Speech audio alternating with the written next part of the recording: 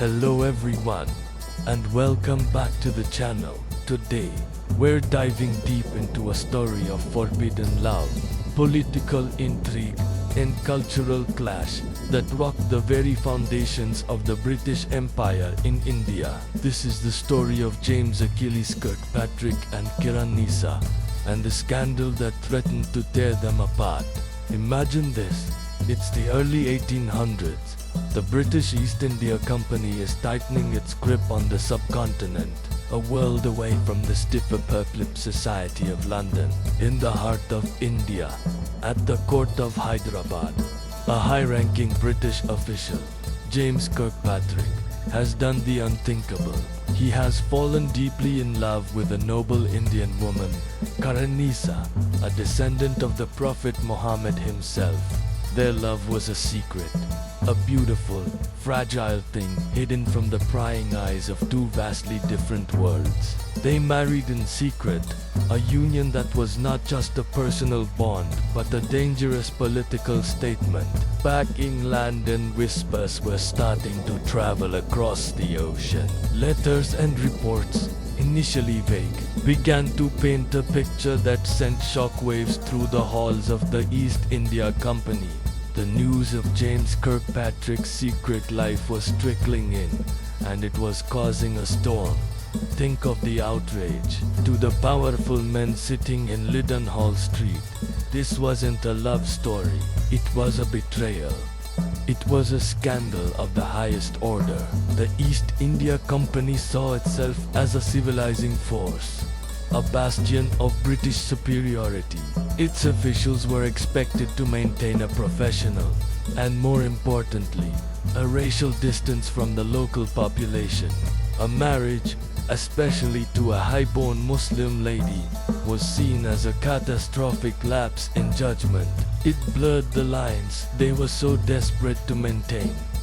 Political outrage erupted. How could their man in Hyderabad, their resident, go native? To them, James hadn't just married an Indian woman, he had embraced her culture, her language, even her religion, allegedly converting to Islam for the marriage. This was seen as a complete dereliction of his duty as a representative of the British Crown. The directors of the company were furious. This wasn't just a personal matter, it was a political crisis. Kirkpatrick was the face of British power in a crucial princely state. His actions, they feared, would undermine British authority and prestige. The very idea of one of their own turning was anathema. It suggested that Indian culture had a pull, a value that could rival their own, and that was a notion they could not tolerate. The scandal became the talk of the town, from the boardrooms of the company to the drawing rooms of London society. For James Kirkpatrick, the fallout was immediate and severe. The full weight of the company's wrath was bearing down on him. The threat of dismissal hung over his head like the sword of Damocles. Being dismissed wasn't just about losing his job. It was about total disgrace. It meant being cast out, his career ruined, his reputation shattered. He would be a pariah, both in India and back home in Britain. The life he had painstakingly built, his status, his influence, it was all on the verge of collapsing. The letters he received from London were not just reprimands.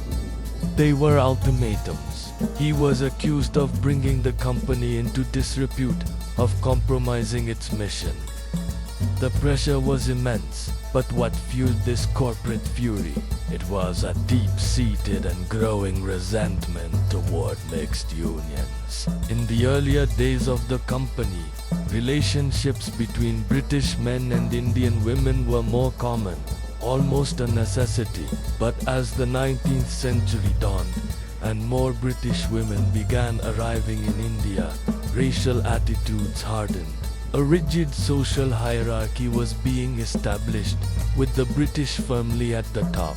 Mixed-race relationships, and especially marriages, were increasingly viewed with contempt. They were seen as a stain on the purity of the British race, a threat to the colonial order.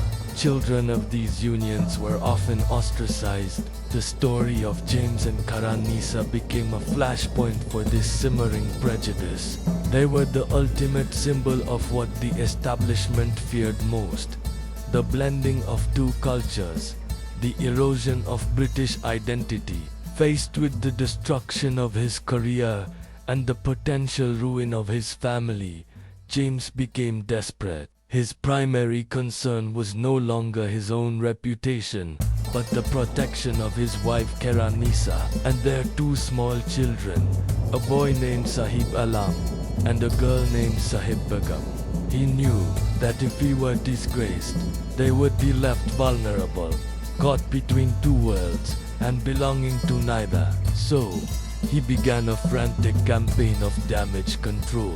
He wrote impassioned letters to his superiors, to his friends, to anyone who would listen. He tried to downplay the marriage, framing it as a political necessity, an alliance that solidified British interests in Hyderabad. He argued that his close relationship with the court was an asset, not a liability. He tried to walk a tightrope, defending his actions without fully admitting the depth of his personal transformation. He even sent his brother to London to plead his case directly with the company's directors. He was fighting for his love, for his family's future, against an empire that saw them as an embarrassment. He was trying to reason with an institution that was rapidly losing its capacity for nuance and empathy. An institution that was beginning to see India not as a place of partnership, but of pure conquest and control. But his efforts were largely in vain. The tide of opinion had turned against him. The scandal had taken on a life of its own, and no amount of justification could stop the momentum of the company's righteous indignation. This marked the beginning of their downfall. The pressure from London was relentless. An inquiry was launched. James was effectively put on trial, forced to defend his personal life to a committee of strangers thousands of miles away. The love story that had blossomed in the moonlit gardens of Hyderabad was now being dissected in the cold, unforgiving offices of London. For James and Khairun Nissa, the dream was turning into a nightmare. They were isolated, their future uncertain. The forces of empire, prejudice, and political ambition were closing in, threatening to crush their small world. Their personal tragedy was becoming a footnote in the grand, often brutal, narrative of the British Raj. The beginning of the end was here, and the path ahead was filled with sorrow and separation. What happened next is a heartbreaking tale of loss and the enduring power of a love that defied an empire. We'll explore the tragic conclusion to their story in a future video. Thank you so much for joining me on this journey into the past. If you found this story as compelling as I do, please hit that like button. And don't forget to subscribe and turn on notifications so you won't miss what happens next. See you in the next video.